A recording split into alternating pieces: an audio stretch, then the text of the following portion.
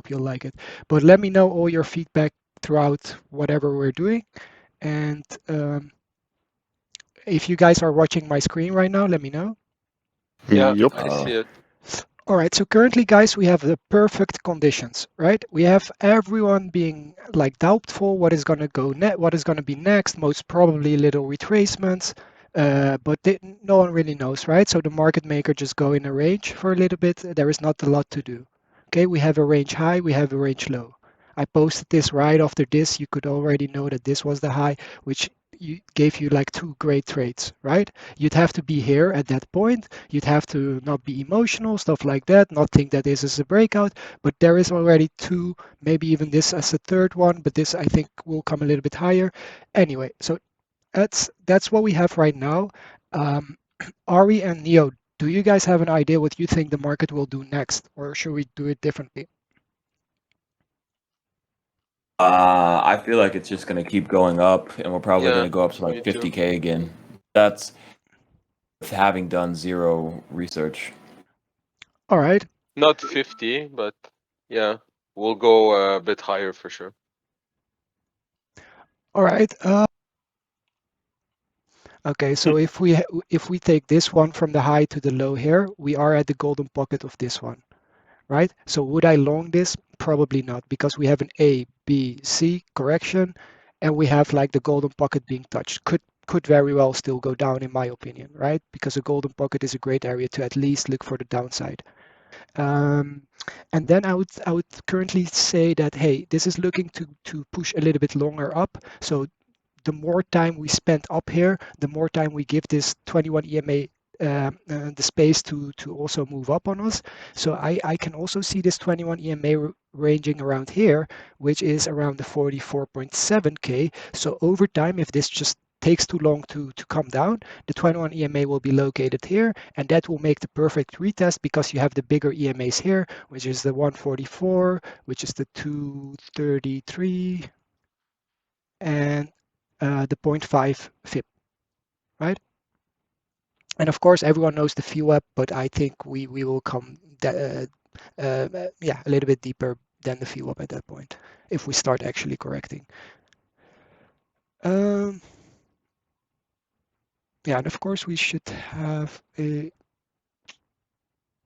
yeah, we should just be cautious because you don't want to long these tops, right? That's just not what we're about. We're gonna try I'm to already in a long right now, baby. Let's go. so for this It's, currently, very simply, we're let gonna me. I just want to make sure that I understand so far. So TA that we've done is basically so far the highest confluence area that you're looking at is in between 44,000 and 43,000, or 44,000 and 42,000 would be an area that you'd be looking to get into a pretty sexy long from.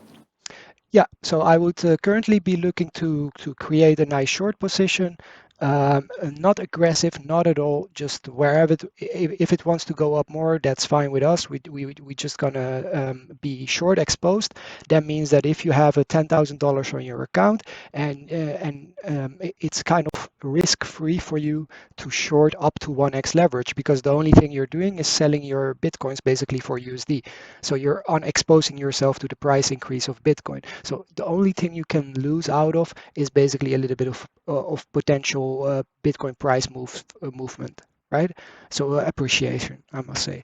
So because we know this fact, so we know that we have Bitcoin deposited, so that's our collateral. So we know that we can hedge risk-free to a certain extent. This makes it very interesting because today is like the starting day. We kind of have to do with what we have right now, right? I can't involve a position that I built up 3 days ago or something. So this is what we have right now. Um, yeah, this is what we're going to do it with. And currently we're going to start dipping our feet in by slightly short exposing, hoping that the price comes down. And if we get to a price level that we think, hey, this is very interesting, we start DCAing because probably a lot more people will start DCAing, but we have the most patience. We have a market making algorithm. So we will be the longest lasting basically in accumulating that position. And we will always be waiting at those levels because even if we go to sleep tonight and the price quickly dumps to that 21 EMA, which it loves to do, okay, you can look through my Discord in the test charts, like that's it's a great move and it loves to do that. But yeah, we will not miss those because we're going to prepare all those tables prior to anything. So let's get into that, I guess, right? Is there any TA that you guys want to share? I I didn't do think we any all TA kind of today. learned from the same person, so I think we're all going to come up with the same ideas. I mean, I personally agree with you that if we do come down, I would be looking to get into a long around that 42, probably swing either 44K or 42K, take out all those lows and then possibly come back up. But I'm personally leaning more towards like we're just going to keep going up and up and up. I think we're at the 886 right now if you pull it from the high at 49K basically, or 48,800 to the, yeah, we're at the previous day naked value area high, previous day point of control 886. And if we do continue to go up, there's just more and more highs to take out. So it's either this is the time to get into a short right now, or we're going to take out all the highs and then come all the way up to like 49,500, 50K. That's what I'm currently thinking. So it's like either short now or into a long and play it up to 50K, 49,500, and then look for a short up there. Exactly. No, I totally agree with you, and I also see how the 50.3K for me is like sorry. If you're crossing up above 50.3K, you're basically letting all the bulls out, right? Anyone who has a shitty position at any point, that they're free, they're in profit. All the bulls are in profits. They're gonna be happy bulls and raging bulls, which we normally see. So this is like the last defense area, because if you're gonna break that and then break the 56K, then it's, yeah, well, it's all-time high again, because yeah, there is some levels at 60K, but how relevant are those after like all that sideways and three drive pattern that we had there? Like, I don't think they're going to be as relevant this time around. So I agree with you, but I personally wouldn't start longing, um, because I know how powerful this software can be. Even if we start touching 50.3K, I think we will do fine, as long as we kind of like manage our exposure and don't overexpose. Like it's $300, so you have to see it in percentages and not per se in how much dollars you're going to gain from the first trade that we're making. And how I would personally do this is I would look for the 1.2, 1.4 areas in these ranges. So I would take the highs to the lows, and then again from high to low, or from low to high, sorry. Right, so the areas that I would be looking at is here and here. Okay, so just from experience, these are like moves that Bitcoin really, really loves, because it's the fake out and it always takes these ratios for some reason. So for the ranging bot, so just for the market making, I want to be short here and long here. Okay, these are very tiny positions. This is just market making, just making sure that even if we go sideways for the coming 3 days, we will be doing something. We will be putting in work. The bot will be trading and farming rebates. Okay, anything above here will be traded with some caution. So this will be positioning area. So you have to take losses at some points, which means that if you see that the price is too strong, you're basically not going to short it.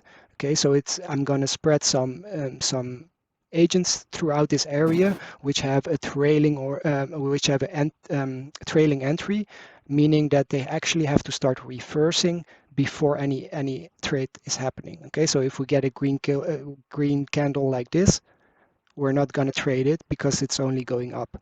As soon as there is a retracement, that's when we start entering in with a parent.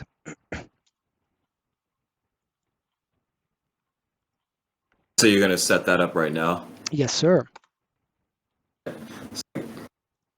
guess this is the most important part, to make sure that we're recording this, like the creation Yeah, of the I'm table. recording right now. Okay. Right. Okay, so our initial family is covering $1,300, then another 1,000, and then 3,000, 5,000, 3,000. Where are you getting this? The offsets. So the offsets are You're covering. Okay, I see what you're saying. yeah, we're covering indeed like a 5K range, 5 to 7K range approximately. So let's see if we like that range. I don't think that's good for what we're gonna do right now. No, it's more like a 2.5K to the upside. And this is pretty wide. But I think we're going to take the downside with 2 steps. So we're going to have an entry around this bullish support resistance area.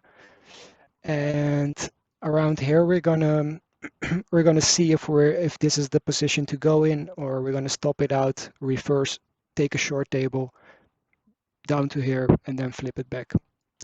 So let's just start off with setting up our resistance area basically. So what we need for that is the tip family, which is the tip with double T. Why do we need why do we want to do this one first? Because it's on a RSI period of 9. RSI is basically how many candles do you look back in order to come up with an overbought or oversold condition. So if we take out a chart, a new plain chart, and we take out RSI, MFI, TRS. Okay, so this is the RSI on the 14 period. This is the MFI on the 14 period, and this is the average of both of these also on the 14 period.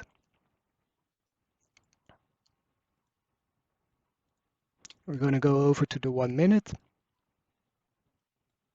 Okay, just to refresh memories, the RSI is basically a oscillator that will give you overbought and oversold conditions. So if it comes closer to the 100, it's overbought. So it will tell you that too many people are buying, it should come down. And if it comes close to the 0 line, it tells you that there is too much selling going on.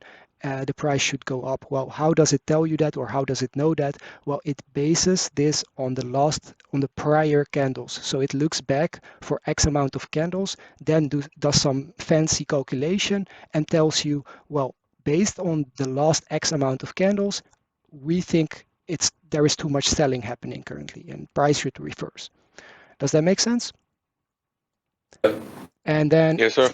for this indicator, you can double click it and you can change the what they call the length. The length is basically the amount of candles that you're looking back, right? So the bigger you make this, so if you fill in 44 right here, there will be less overbought conditions, right? Because you're looking 44 candles back to calculate whether something is actually overbought, which overbought means basically extremely overbought, right? It's an extreme, right? So the only extreme it's actually giving you is this, which was definitely an extreme.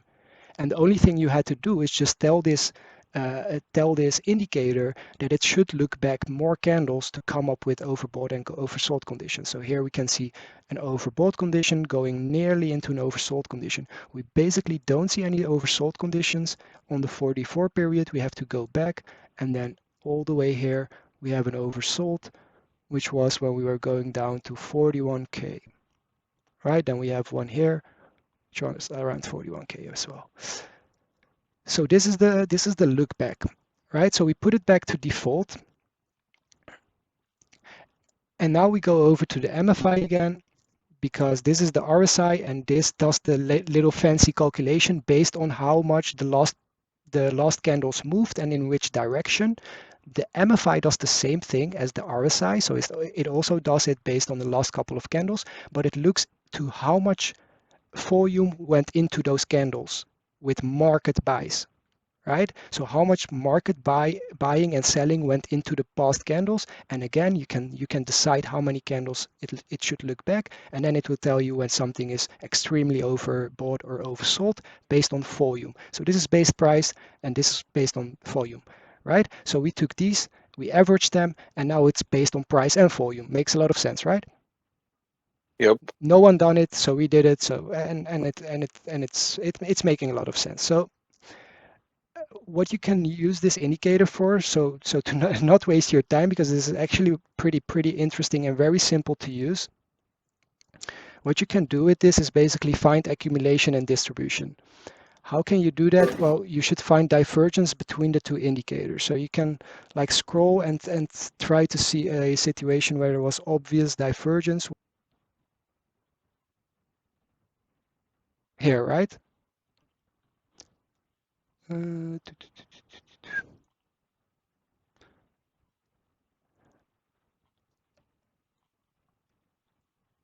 Okay, guys, so who can explain what is happening here? So the MFI is coming low, but the RSI isn't.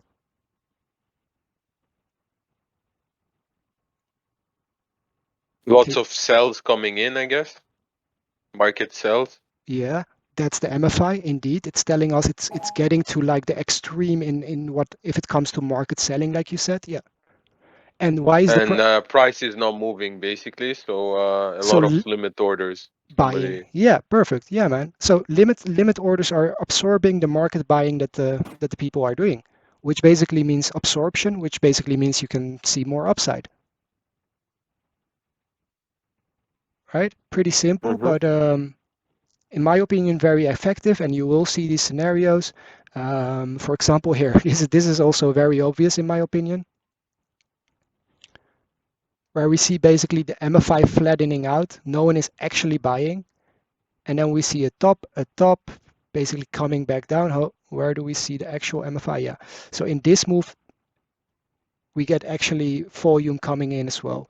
So the rest was not really based on volume. It was just the market makers releasing the price to come here.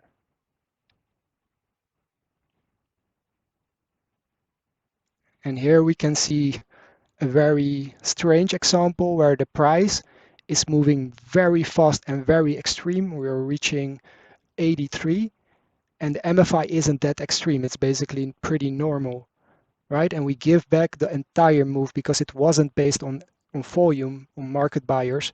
It was pretty much based on the market makers.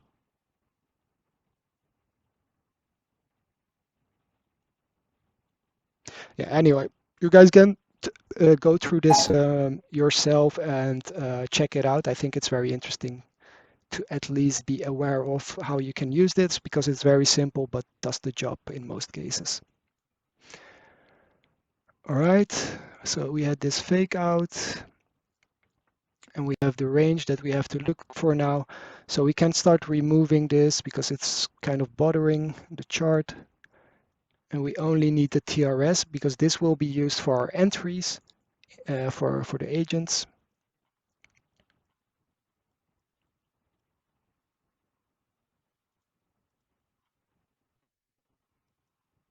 Right, so we're at the low. So what I want to create while we're having this call is a very simple table that's going to DCA when the TRS is at 36 into long, and it's going to DCA into short when we reach 69. Yeah, 64-ish. So we're going to quickly do that, set that up, let the market maker do some trading, even if it's $1 or $2 contracts. But this is going to be what we have to make sure we're doing is making sure our tables are always doing something. So we're going to quickly do that, right? So new spreadsheet, take over the first agents. I will do this a bit quickly and we will make the second table and do it a little bit slower, but I just want to get something trading right now. So we take out 3 parents, remove the active above price. We go back to our chart and see if we actually want to use some kind of active above price. So this is the 1 minute range. Let's take the volume profile for that so we can get a clear view what is happening within this 1 minute range. And we can see our point of control is around here. So we have to definitely be above here with our shorts and maybe above, right, somewhere here. 47,493, 47,493, active above 47,493. Okay, so whatever these agents are doing in regards to selling, they will only do it above 47,493. Now let's set up some TRS settings. What did we say? We want to I forget what what's true and what's false on your thing? Buys allowed is false, right? Sells allowed is true. Is that what it has? You have that? Yes, so var is true and on-var is not true. So on means not, so that might be Yeah. an easy way to remember it. So indeed, this one is selling. So because it's selling, we want to tell these agents what we think is extremely overbought, right? The numbers that we had in the TRS, we have to kind of tell the agents where in this oscillator do we want to start interacting with the price action, with the order book. And we said that we want to do that at the 64 mark. So that's what we're going to do right now. We're going to tell them to activate at 64. Then we're going to tell them that the first agent can do it with a direct entry with a trailing entry of $0.50. One question real quick. Yep. This says RSIOB, but you're talking about the TRS. Yes, it's just a name that we kept to RSI. It's a TRS that we're using. Oh, okay. So this isn't actually. Oh, all right. That makes sense. Yeah, it was just simpler. If we're gonna name it TRS overbought, people don't really get maybe. So we just stick to RSI, but it's actually the TRS that we're using, which also includes MFI to it. It's a more fair way than only RSI. But even if you would base your strategy only on the RSI, you would kind of end up with the same thing, but then better because the MFI is also being included. TRS.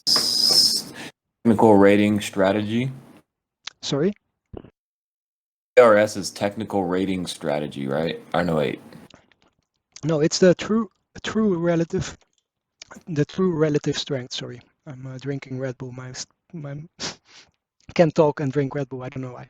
Anyway, so the true relative strength. And is there a specific one that you use? Is it from Genesis Algo or yeah, CI? that's no, it's Genesis Algo. I think, yeah. Let me know if it's working for you. Yeah, I have it. All right, so we set our parents to be only active above 64. That's where they will be selling. The first one will be $0.50 away from the price, and it will have a trailing entry of $1. What does that mean? Well, that means that if the TRS comes to 64, this agent will be activated and will aim to enter the market $0.50 above the current price at that point, and it will not enter until the price goes down $1. As soon as the price goes down $1, this agent will do a market order down short, right?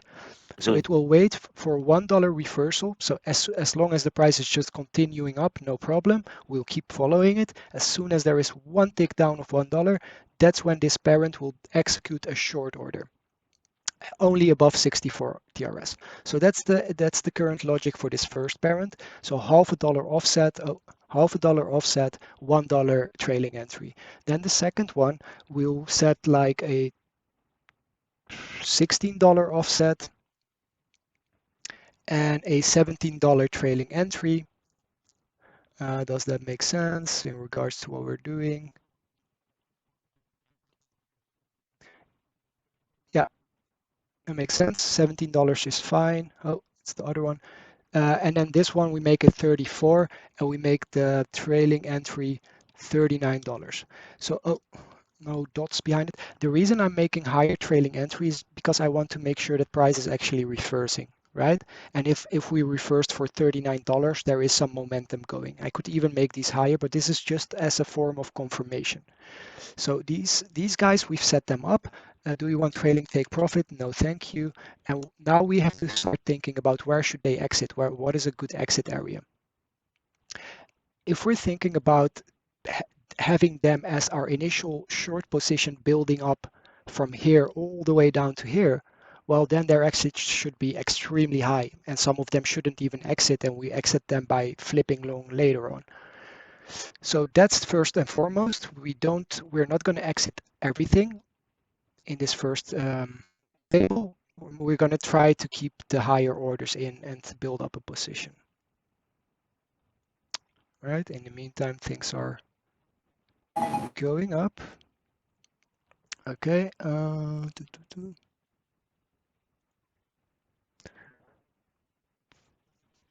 So where do we want them to exit? We have currently a prevent exits. We have it set to true, which is var in Dutch, which means that they can only place their exit if the RSI comes back down to 52. So after we sold above 64, we can only buy back below 52. Does that make sense? To me, it makes sense. And I think I'm going to leave it like this. The only thing I'm going to change, not even. I'm just going to leave it like this. Right? Meaning that the first agent that's going to short has a very safe exit. The second one less safe. It will try to close its position. So if we opened here, we would close all the way down. Right? Then that's where we start placing our close. So the idea And behind also too with the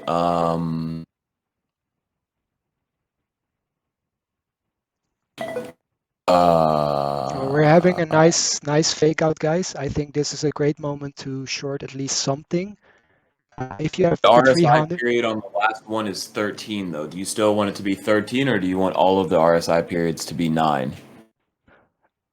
Did I keep it to 13? Oh yeah, no, I'm gonna put them to 14, all of them. That's what we agreed upon. So what I am going to do, guys, is I'm going to do the following. I'm going to start activating one at 64, but the next one I will activate at 70, 71, and the last one I will activate at 80, 88 or something, right? So that I have like 3 degrees of extremes covered, right? Because there is a degree that we come up to here, but there is also like some waves that brings it up to like the next level of extreme, right? So I'm going to spread my first parents around a little bit more than putting them all at 64.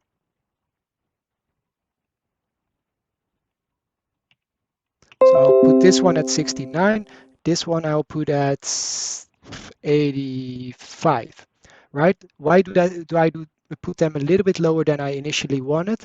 Is because you need to give them some room to do the trailing entry still. Because if the price is coming down to $39, that means that the TRS or the RSI is also coming down a little bit. So if you wanted to sell at 88, you have to take into account it's going to come down a little bit before you actually start ordering. So you have to leave a little bit of wiggle room. But I think this makes more sense than putting them all at 64. And because the TRS, because it's a higher extreme, it also makes more sense to have higher trailing entries at that point because, well, we're trading more volatile in price. Right? All of them have a $1 amount to trade. Their entry timeout is 1 minute, which doesn't really matter because they should be able to enter, but you want to put it to 9999 because you're relying on your TRS here. So you're relying on the TRS, which at any point that the TRS is not at these values, your order should be removed anyway. So there is no need to use an entry timeout here. The only annoying part would be that maybe the price never gets touched because your entry timeout is too quick, but your conditions are being met.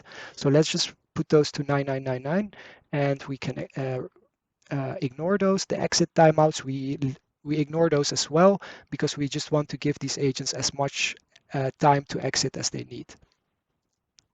All right, the next thing is that we've already done the amount. So now we want to say, okay, if this happened and the TRS is actually at this level, what do we want to do? Well, what we want to do is do market making. So we want to do quick in and outs with a lot of activity. So we take these guys over, put them down here. TRS is being ignored for entry and exit. So they're both of them are false. That means that we're not going to look into RSI anymore. The only thing we're going to do is DCA in and out. Okay, the first one I'm going to create is going to go like this: 2, 6, 12, 47, 88, 125, and 241. Okay, so I just took some offsets and I covered $240. So let's look into if $240 is approximately the move that it's doing when prices are extreme. So for example, here prices come extreme, we can see that the move is about $150 to $200. And here as well, we come to an extreme over here and we get another drop. How big is this secondary drop? It's also around $200. So I think it's fine like that. We cover around the $200 offset, and I'm going to put the entry timeouts very, very low.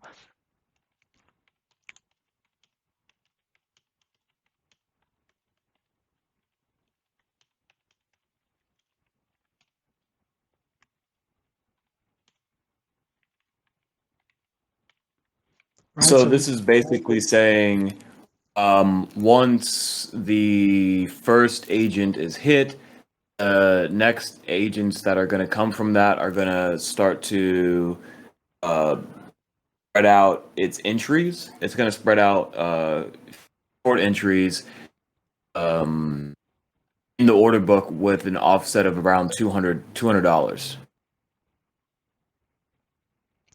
Yeah, so this is indeed saying that if the parents made an entry, then you're going to spread limit orders above those entries that they made and cover around $240, and you're going to move down with the price. So you're going to chase the price down until your parents have exited their market profitably, their trades profitably. Okay. Right? As soon as your parents have exited their trades profitably, these agents will basically not be able to trade again. Okay. So having said that, you want to make sure that your exits of the parents are actually being hit.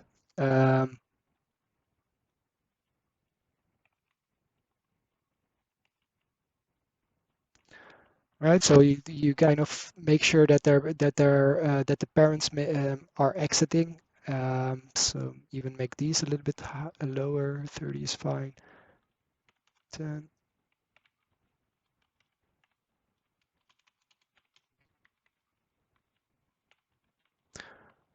All right, so let's look at the exit multipliers, because if they're entering here, how much lower do you want them to exit? $200, 30, 120. Yes, this looks all right, but now we're gonna do something else with this. We're gonna say that if this particular parent here is triggered, we're gonna add another row of these guys, and we're gonna do this, and we're gonna do 1, 5, 12, 24.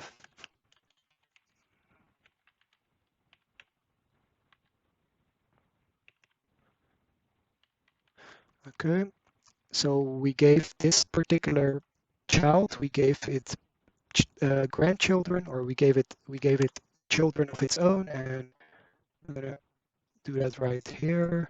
Now that one has children as well, meaning that if this particular trade is filled, all these guys will also start trading and covering another $90 dollars in range, just to spread out our orders more thinly. And we're going to change the amounts right now. So 1, 1, 1, 2, 3, 5, 10, 15, 1, 1, 2, 5, 2, 5, 5, 10, 15.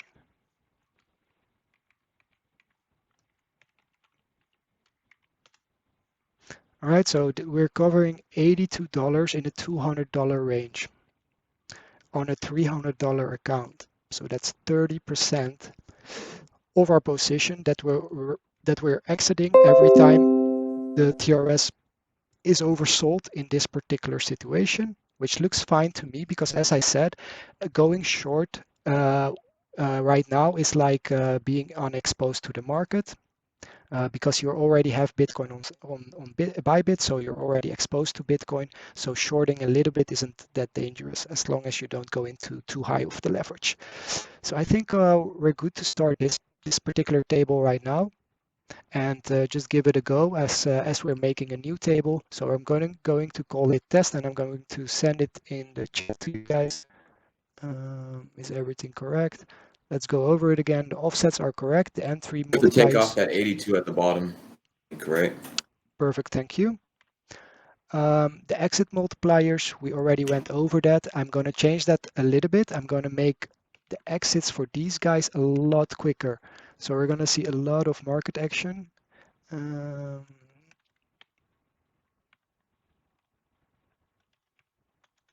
So the total amount of possible entries, limit orders that you could have would be a total of 20? That's it? Or is No, this thing going to infinitely loop forever? yeah, it can kind of infinitely move forever. But for now, this is what we're going to work with. Because at a $200 range, you can't really make like 200 agents here. Then you're going to cover like the entire order book pretty much. So this is for now, this is like okay, right? Exit multiplier. And to get back to the exit multiplier thing, the cool part how you can kind of see this is if you come down $200 and you set an exit multiplier of 0.6, you're basically saying that you want to get out at the golden pocket of this move down, in other words.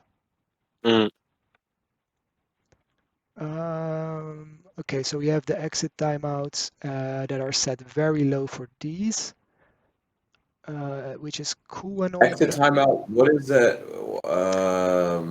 Exit timeout basically means if they entered a trade, in this scenario a short, how much time do they have to complete that trade profitably? And if the timer runs out, then they will place their exit at break even. So with the limit order, you'll still make profit, but only rebates that you profit. Okay. So we're not going to work with that right now. We're going to give them as much time as they need. And the entry timeouts, we have them, of course, in different way.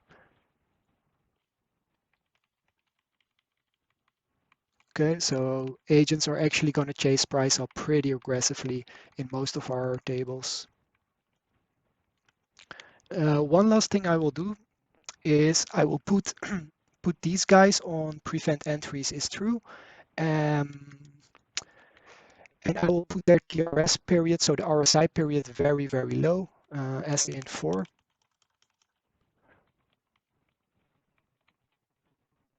All right, just to make sure that they're still going to do sell only when the price is actually overbought. And as you guys know, if you change this to 4, then you'll get a lot more signals overall. Okay, so the 4 period is already oversold, as you guys can see here. But if we go, because if you compare it to the last 4 candles, this is already a good position to buy. But if we go back to the 14, we can see that it looks a lot different because we're still at the very top. You shouldn't buy yet. You should only buy around here. So that's what it does if you go back some periods. So because we set it to 4, because we set the first parents to 14, the parents are going to short only when this one is up, and then the children are going to make tiny shorts as long as the period of 4 is up. It's going to make sense eventually, I guess. Not the greatest example explanation. All right, so who wants to run this? Are you guys going to run this currently? Yeah, sure, why not? Yes, sir. Yeah, All for right. sure. Okay, yeah, so I think if you go back to where we started this video, I kind of pulled a fib from this top to this low. 1.272, yeah. Yeah, and I said we would be looking to short here. You gotta have balls when we do that Y coffee stuff. Like that's like where everybody is scared to short and stuff like that. Yep. No, it's not only about having the balls to do that, you have to have the patience because then it does all this stuff and it makes you think we're really going to go down or whatever, and then it takes out this ratio, So it really makes you True think that that, that's not going to anymore happen. Ooh, that was a nice wick. Yeah, me, I'm $10 in.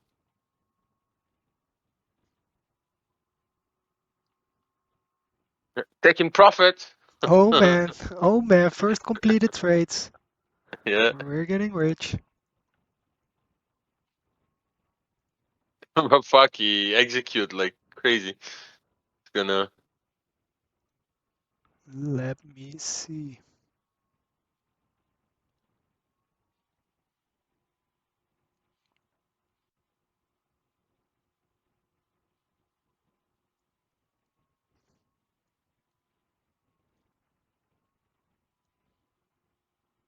I think my Bybit screen is not following up on what trades are happening.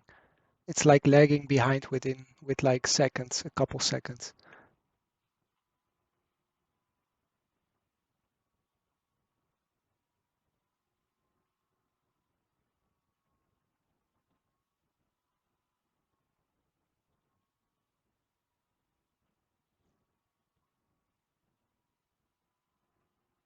Your entry.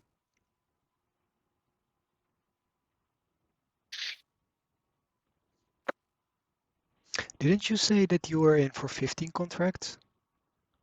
Yeah, I'm in for 9 already. I was What? 15. Mine has only been to like 2, 3, 5. Damn, it's a big difference.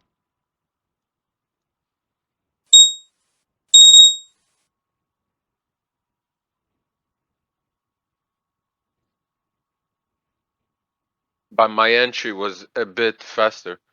Yeah, I Me was think. at 48, 144. Yeah, so you changed those numbers or? No, I didn't. I Oh, didn't so touch anything. your bot just triggered faster than mine. Yeah, just by a couple of seconds, I guess. Damn, but that's like you took like a 3 times bigger position than me, so that's great. There is a benefit to having a faster computer, we can say that much.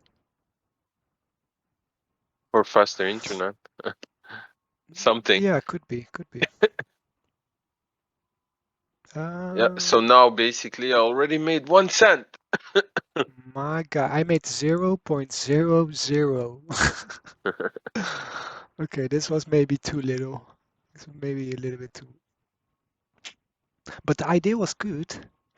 Yeah, Just didn't pay off that well. Dude, this is crazy. My chart is lagging so much behind that all the cells are placed below the price.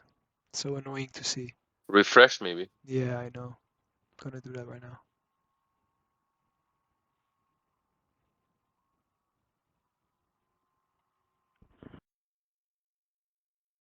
Oh damn, we're at 900 again.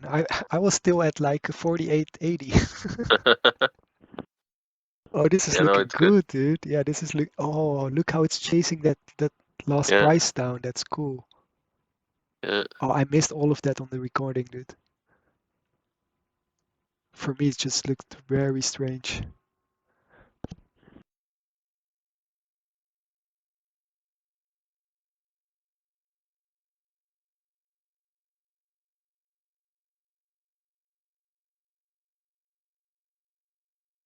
I kind of do like how it still has orders up there to short.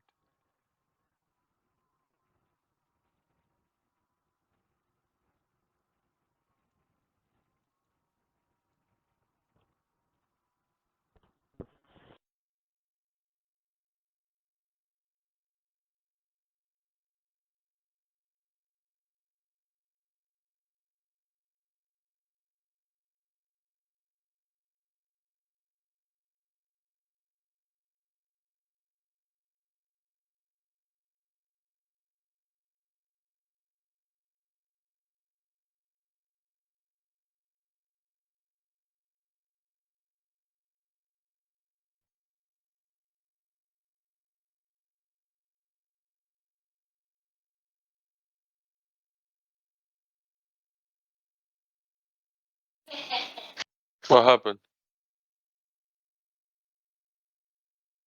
You went nuts? You went cuckoo? Whoa.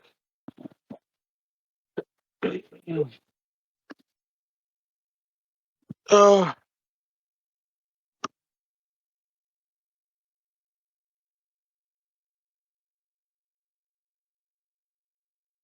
so basically now he's gonna chase the price down until we long, eh?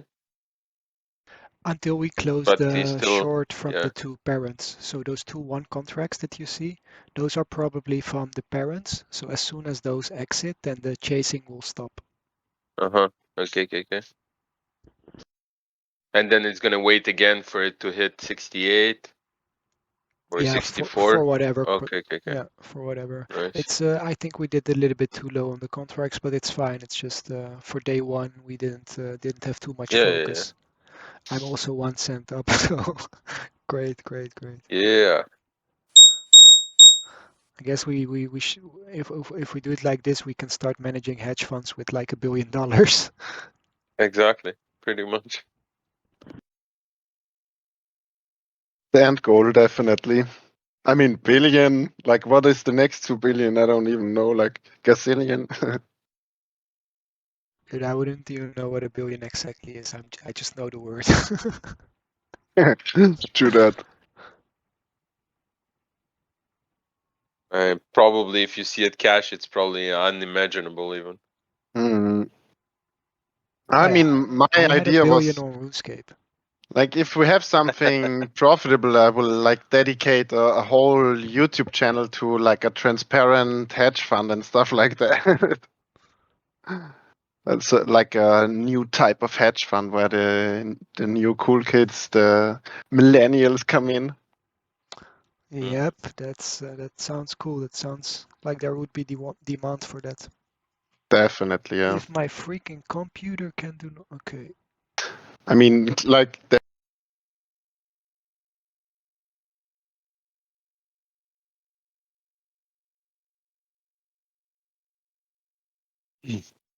Yeah, you're in a better position than I am. Yeah, I got $33 in position, a negative position. What is your entry price? Mine is 48,039. I'm $1 better Same off. as you. Yeah. But I have 26 contracts. Are you also Yeah, I running got the 33. D-back contract, the buyback? Yeah. I guess I run it a bit later than you. That's fine.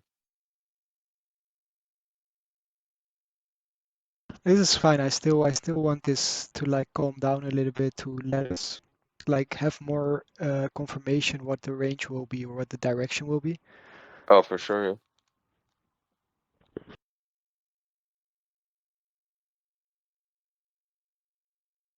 But even now, I guess if we just go on Atas and see what it gives us, let's try.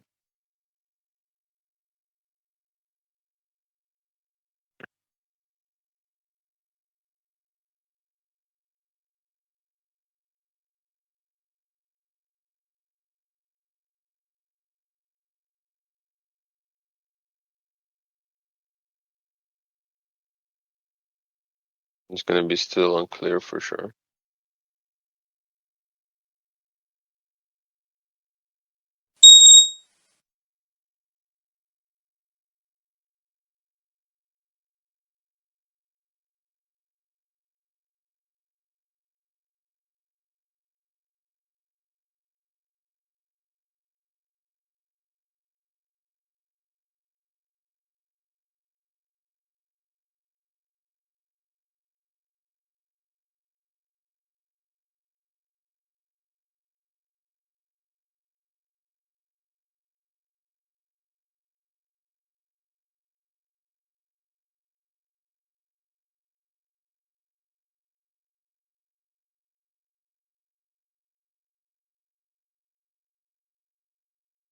You already negative 1 cent. Oh no.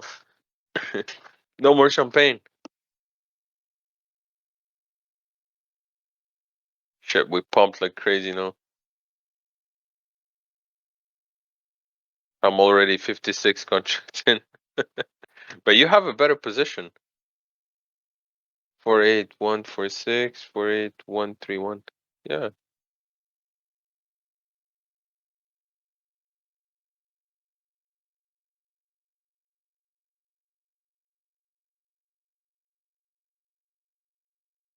Pretty nice.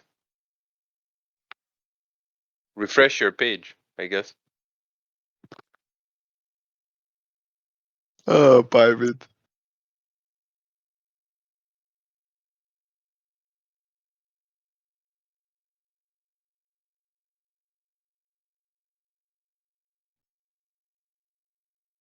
Yeah, it looks like we're gonna pump like crazy.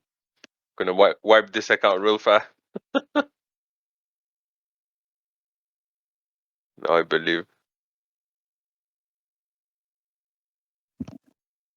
You better place a stop loss. No, for now that I'm watching, it's okay.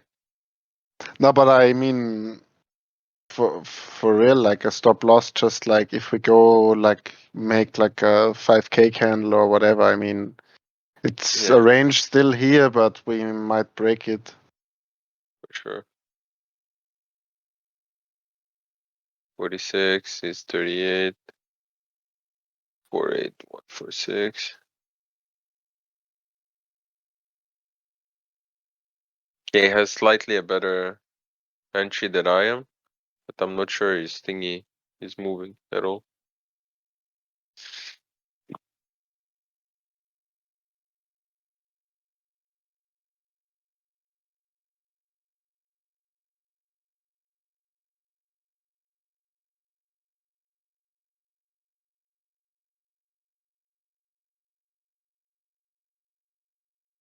Au salon.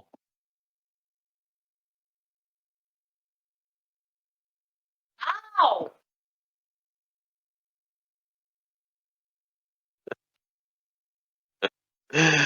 Ay, god damn it. Chaparral. Making satoshis. But somehow both oof. Okay, no. Now we're pumping.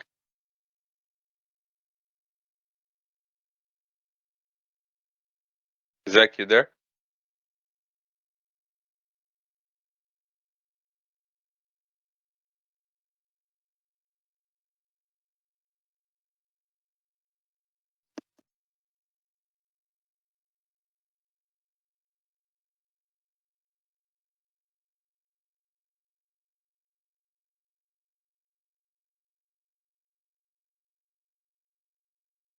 I need to remove the notification on Bybit.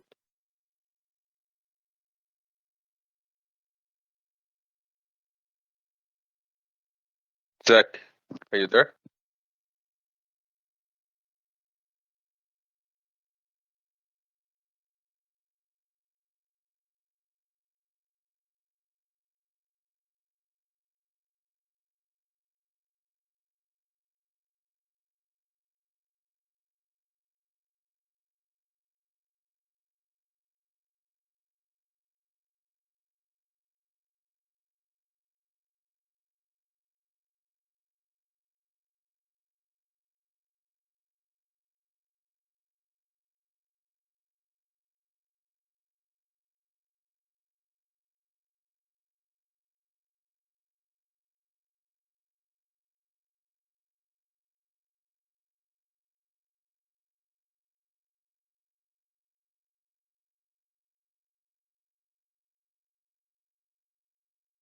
Hello?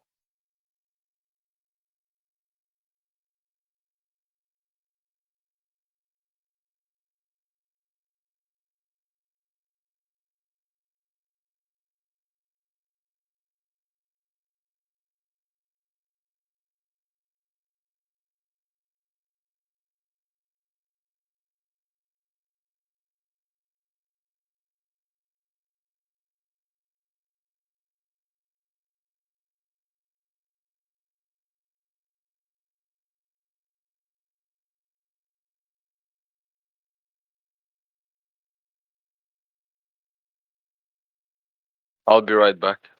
If we pump like 2K max, send me a message, okay? Yeah, okay. I will Thank pray for you. But doesn't look. I mean, we already pumped like that before, so I don't know if we do that today.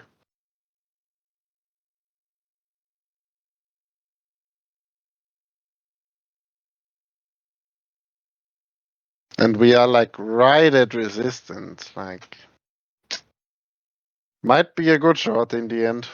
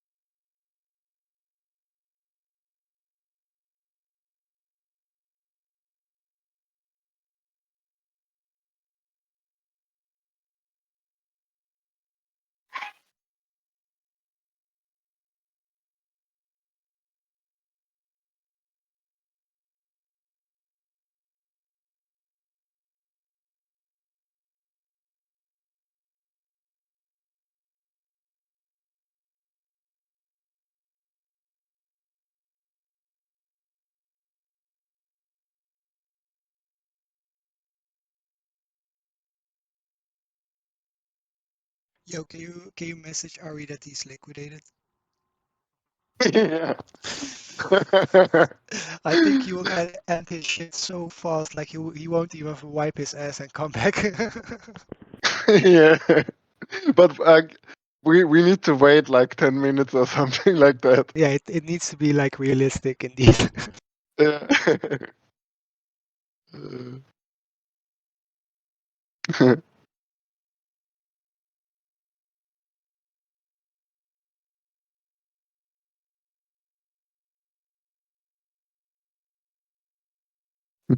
I mean, in his case, I would use a trading view alert.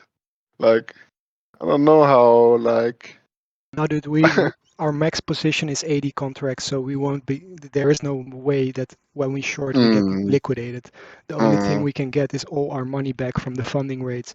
Because if this shit goes bullish, we're gonna get paid like 0.03% per 8 hours at least. it Like will in a take a time to catch up.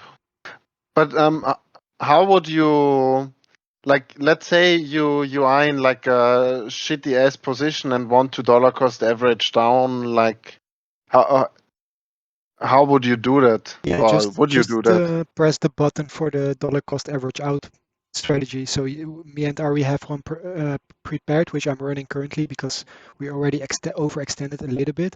So I'm currently running our decrease exposure one as well. So it's already like decreasing my exposure. It's just like you create the strategies, you load them into the bot, you start the bot, then you have the buttons, and whenever you want the strategy to be executed, you start it and stop it or pause it or whatever.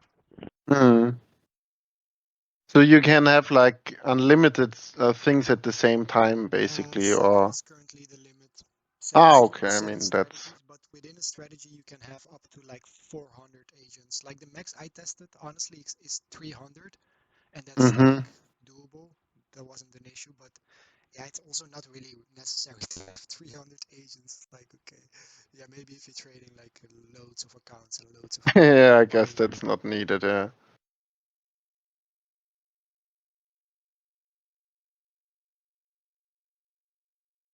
But I mean, I'm more not like exiting, more like the ping ponging stuff. Let's say you have a shitty position, but like with the ping pongy stuff, you want to just average the price, so that yeah, you like you would just run like a sideways table on it if we go sideways, I guess.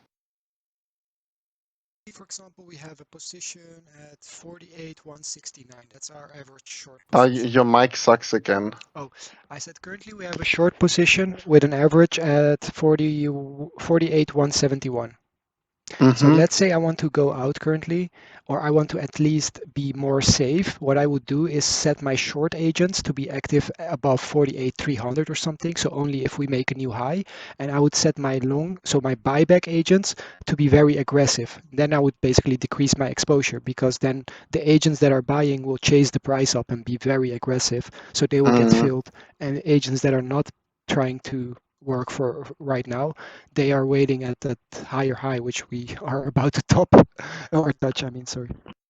Crazy. I need to look and zoom a little bit out. We can like just go down from here. Like a rodeo, and I see this even going like continuing to 50K. It just depends on how stubborn the shorters are, like how fast do they give up on their short, right? So how aggressive did the market makers get them? Like how bearish did they get?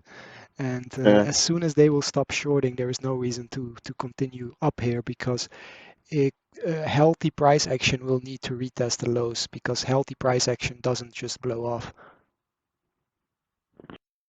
Mm. I need to renew my premium trading view. Can't even use the 6-minute chart. Oh yeah, that really sucks. But I guess you can wait till December if you can wait, but then you will be without for a bit because then Wait, December. they always have like 70% discount. I always renew only when they have like 50 or 70% discount normally. Ah, that makes sense. I mean, Like for now, I Cyber don't really Monday and Black need it. Friday. Because You have probably my how would that be like? Let's say I have an indicator that runs on. I mean, I guess it's like not too big of a deal. Like I have an indicator running in Python locally. That would be not too big of a deal to connect it, I guess. don't think so. Indeed, if it's in Python, then it doesn't really matter. Mm. And it could use the webhook stuff as well, I guess. If it's too, I guess that shouldn't be a problem.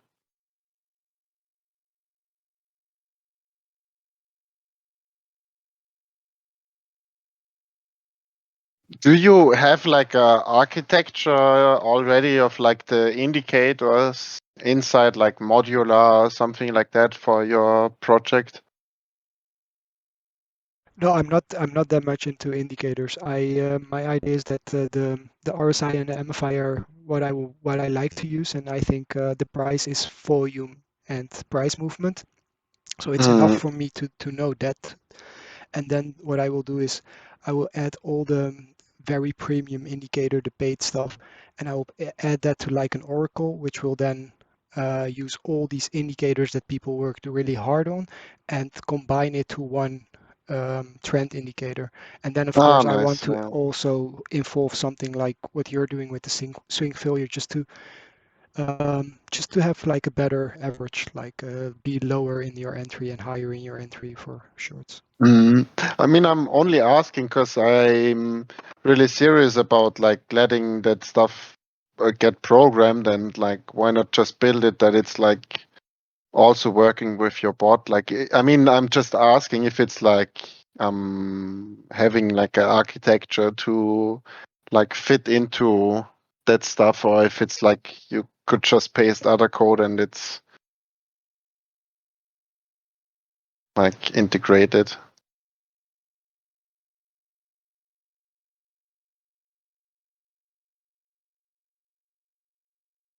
Because like that open source project that I found has like kind of a modular basis with like one module is like indicator, one module is like the execution stuff and more modules, but like it's like a standardized module for indicators like in Python.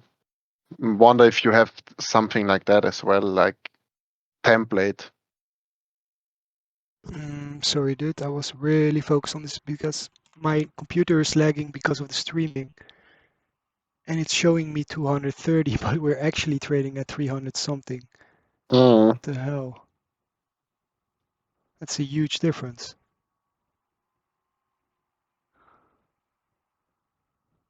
Yeah, Bybit shits a little bit around. If you do it with the API, then the UI doesn't really respond too That's fast. so annoying, man. It's so annoying.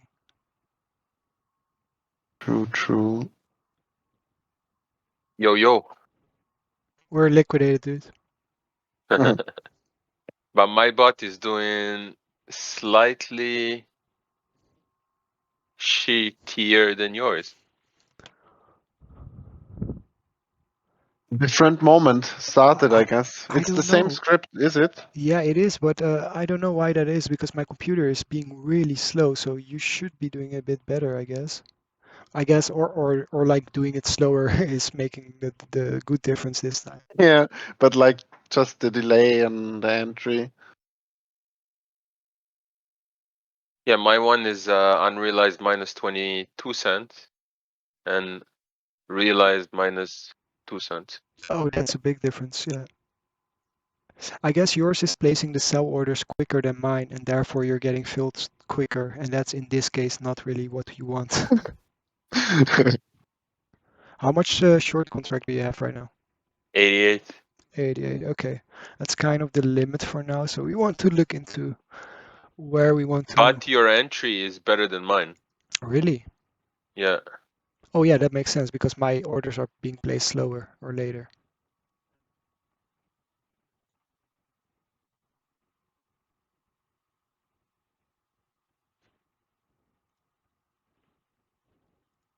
Okay, so we basically flipped this current high into support. That's dangerous. That's not Yeah. what you want to see. That's not what you want to see. But what because But we we can have take the like last right here. above, We can like take a you, loss of 30 cents and restart it too. and yeah, it's we're gonna be like smart about it. Wait a second. if we can easily swing fail like Yeah, this is 48, fine. 800 and just come back down again. But holy, zoomed out, that's really a pump. Yeah, I Ari, don't want to short that. Ari, what we want to do is restart our bots. So just close them, and then when you Okay. restart it, you only want to do run the buyback for now, right? Decrease our exposure. So Okay, so I click on stop test. no, you just close those two Python windows and then start tests again. Okay. It's faster.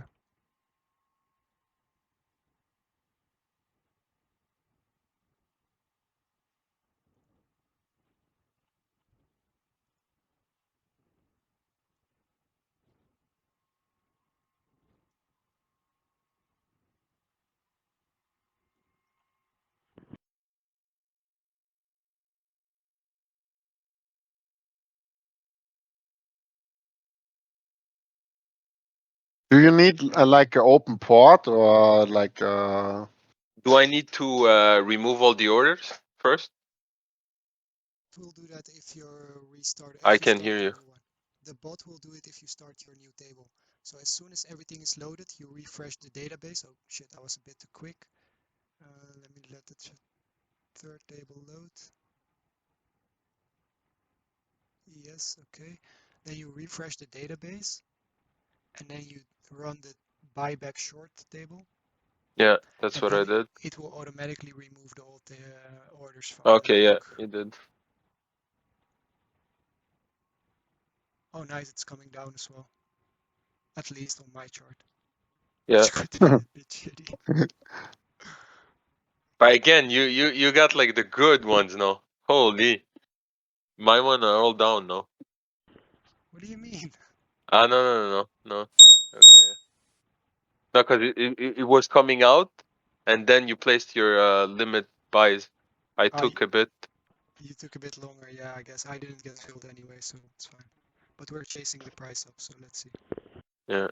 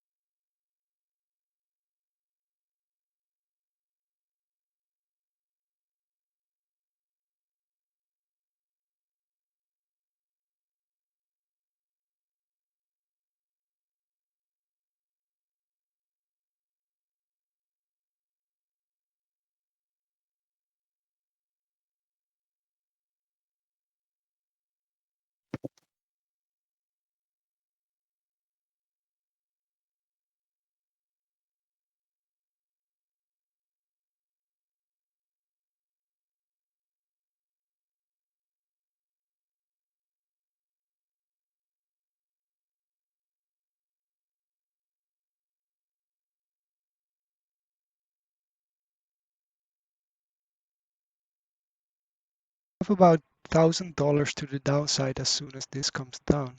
So that's nice. What we want to do, Ari, is make a very aggressive short table for if this comes down, then we want to start shorting it.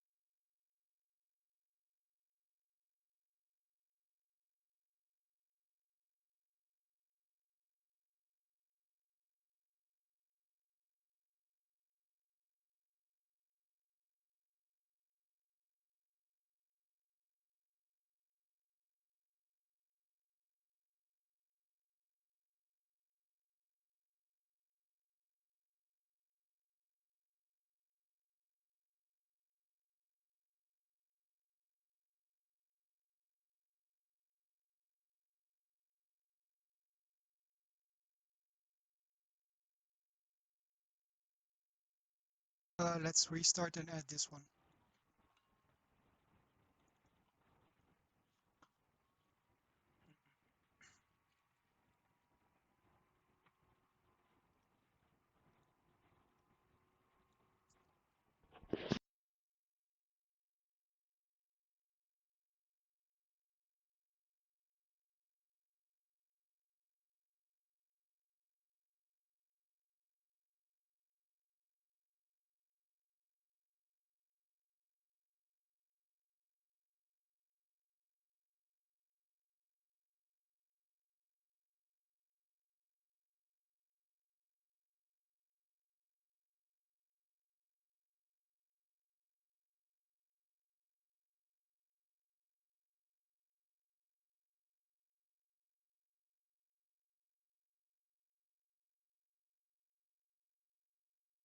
You still want to run the buyback?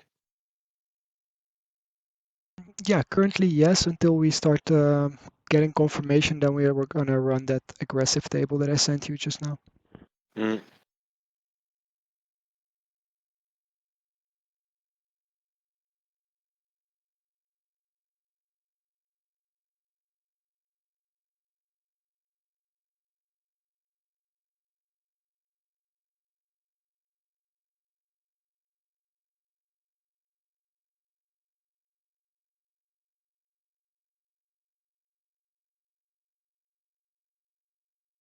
And what do you want to see for you to run the short? Just like a take of the high with like a wick again, or one of our levels, but I think that's gonna take a while for the levels to hit.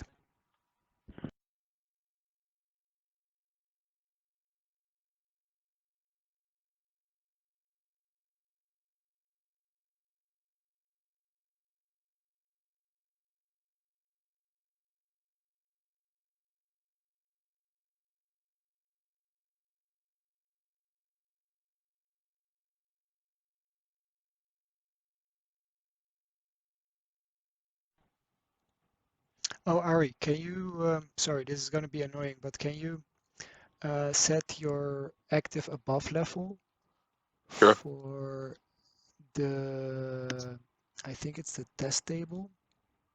Yeah, it's the test table, the short agents set an active above of the last high, which is like 48,400.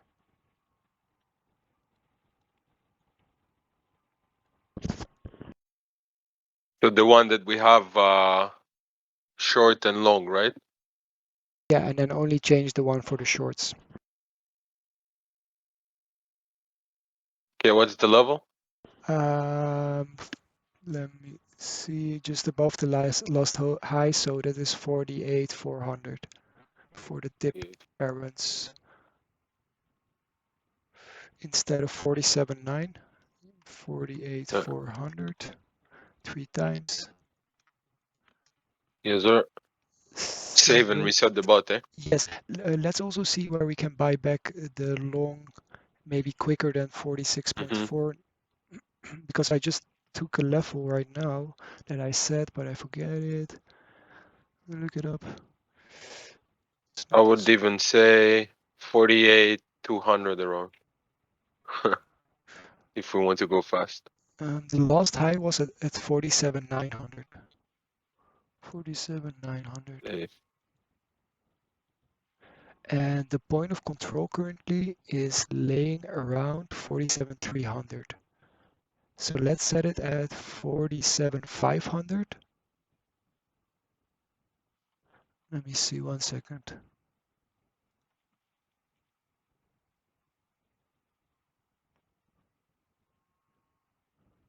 Yeah, that makes sense. 47,600. We're gonna set it there.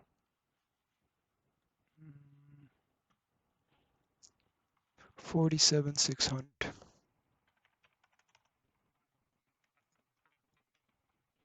Okay. Apply, close, restart.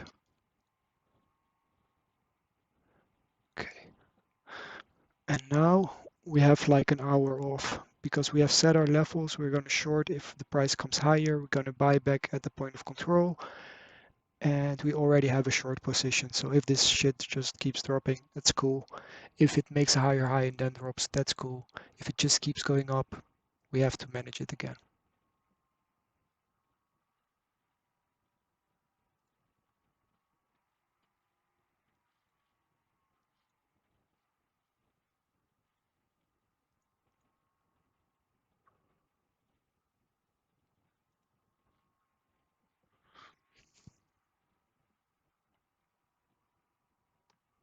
Who would have thought so much work goes into fucking trading?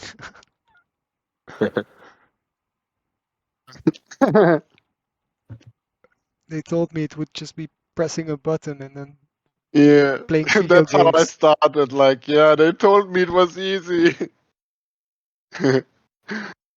It was never easy. So Can you're I still just running the buyback, eh? yeah, I'm gonna do buyback. I'm gonna do test.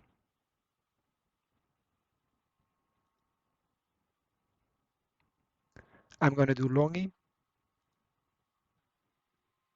and then I'll wait with the aggressive short until I see confirmation.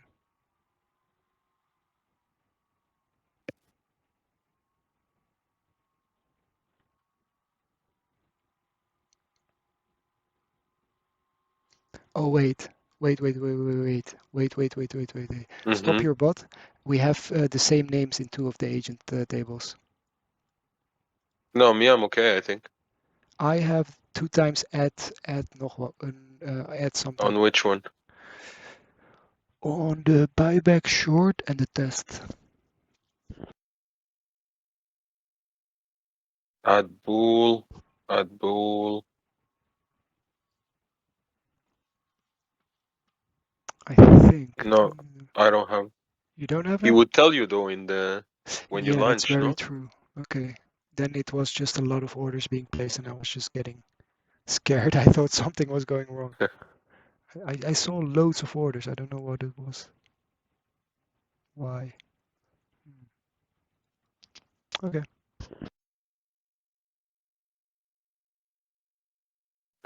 In mine too.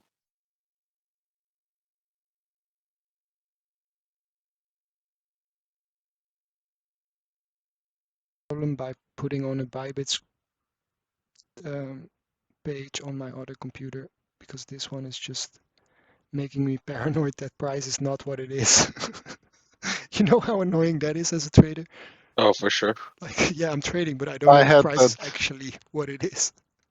shit. I had it with my shitty internet connection a few like months ago for a few weeks. Like that was such a pain with trading if it's lagging. Like panic, panic.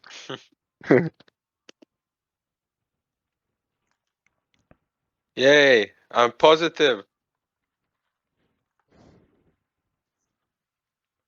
No, yeah, that's better than just exiting market and restarting everything for sure.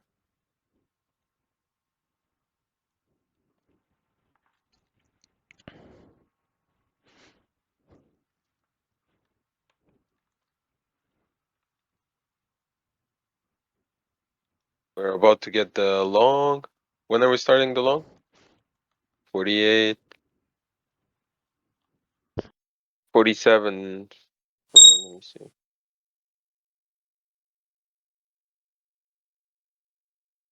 47, 600.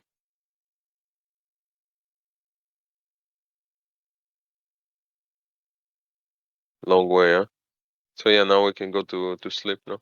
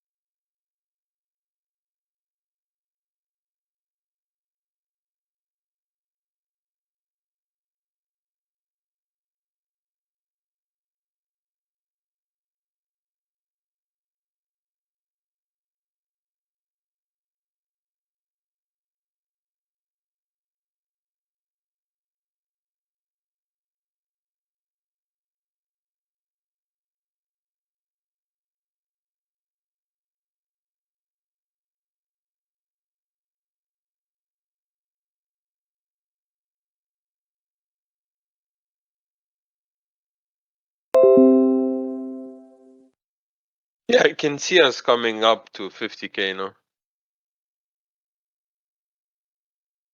Yeah, it looks looks not too bearish actually, so there's no reason to be like too deep into short, I guess. But at the same time, it's not like I want to long right here. Yeah, for sure. Like I want to just fight the trend until we get here with the chance of maybe dropping at some point. Just Yeah. making sure we keep safe. And then if we're here, we can increase our exposure slightly on the tops that we get here. But yeah, it could of course start the retracement at any time, but it's not looking too bearish. And we have the weekend where pretty much we can expect more fuckery upside.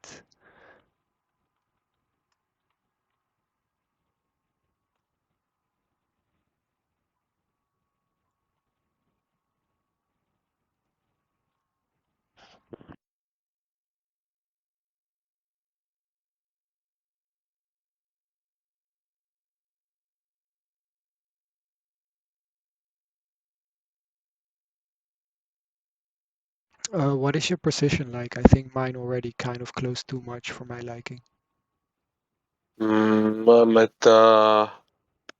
45 contract, Oh, 48 to 48 on the short. I'm only at But no, 20. it doesn't get out though for some reason. What do you mean it doesn't get out? It doesn't put limits. Like look at my screen. Let me check.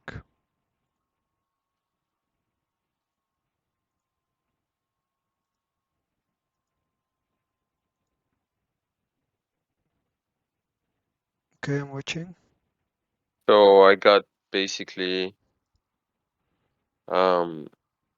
that's the buyback basically.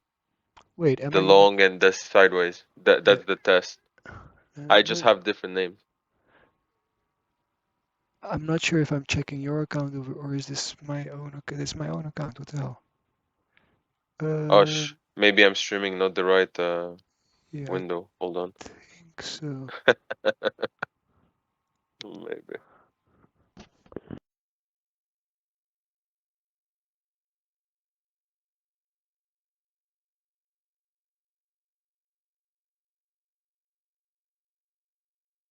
Do you see it now?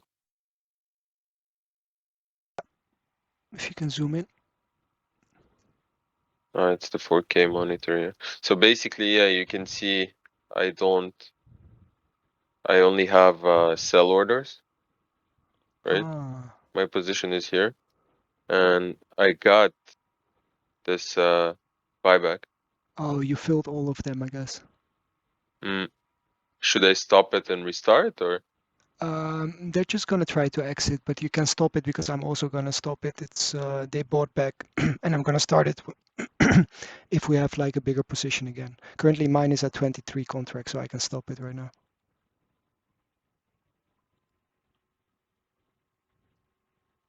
So I restart the bot completely, or I can just stop and restart? No, you just press the button, and then that's it. Okay.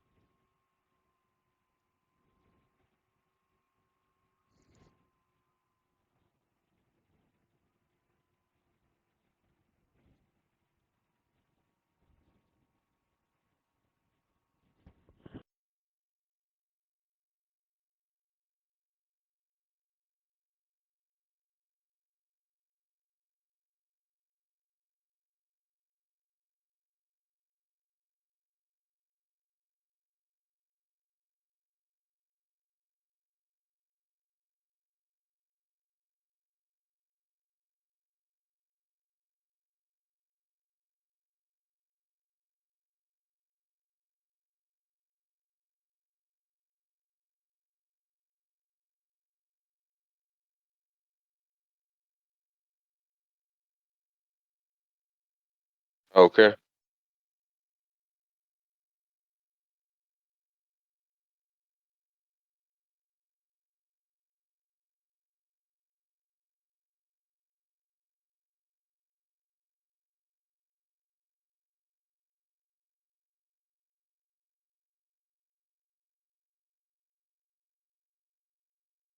Yes.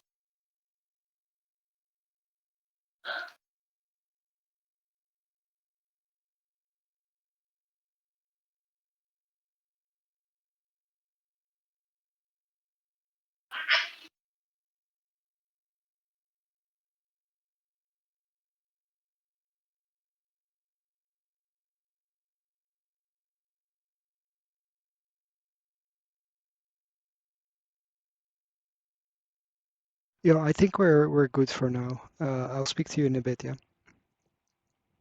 Sure. See you. See ya. Have a good evening. Same to you, man.